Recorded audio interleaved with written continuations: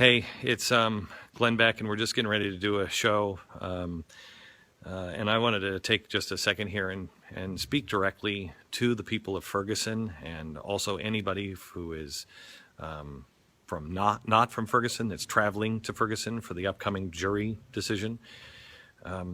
They say that you're going to riot. They say that you're going to attack police cars and burn cars and smash windows and loot, and they've assured us that this is exactly what's going to happen. They have a state of emergency that the governor has now declared, and they say that things are going to get violent.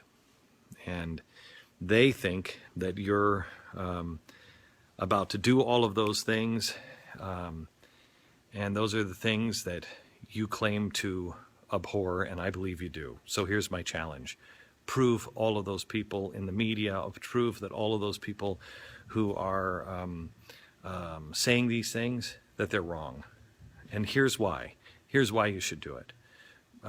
There's been horrible injustices in America, from slavery to racism. Sex trafficking is still going on. We as a people, and this has happened all over the world, but let's just take responsibility for America. We as a people have made every single mistake known to mankind in the book. But we're a nation that learns from our mistakes, and at least that's what we're supposed to do. We're not supposed to compound them. We're supposed to learn from them, and we're far from perfect. But there really is a much better way, a much better way. And unfortunately, we don't have the leaders like Martin Luther King right now. We don't have the leaders like Gandhi. We don't have an Abraham Lincoln. But those guys showed us the most powerful weapon in the face of tyranny, in the face of any kind of problem, is not bricks through windows, not through stealing things, not through a Molotov cocktail. We can disagree on almost everything.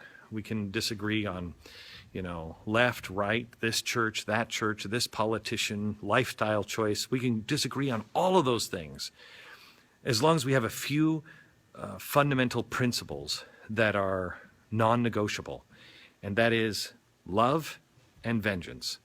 Love is universally always right, and vengeance is universally always wrong. I can imagine that you're angry. I can imagine you're angry that people are saying that you are going to loot. I can imagine that you're angry that people are coming in from out of town that are using this opportunity to loot. I can imagine you're angry about what's happening in the world, because a lot of people are really angry. And I know that many people are also afraid. And I also know that it seems like corruption and things are getting worse. But may I just suggest, people of Ferguson, now is your time. Now is your time to prove everybody wrong. Now is your time to look to the leaders like Martin Luther King and Gandhi and step into those shoes, because whatever you choose in the next few days, that's going to be etched into history books forever. You don't want to be remembered as rioters. You want to be remembered as leaders. And the choice is yours today and forever. Will you choose love, or will you choose hate? Will you choose violence and vengeance, or will you choose to rise up and stand for something greater and say, I will not be everything that I despise? Our system is absolutely imperfect, and it's only going to be fixed when we get past our petty selves, and when we can look each other in the eye and say, I'm sorry, I was part of the problem, but I'm not going to be part of the problem anymore. I want to be rational, I want to be reasonable, I want to be peaceful, and I want to be standing with those people who would be remembered as leaders in love. So I beg you to shed your cynicism. I beg you to shed your anger and instead show your love, show your strength, show the world who you really truly are, and be an example of how human beings can be so much greater. Be an example of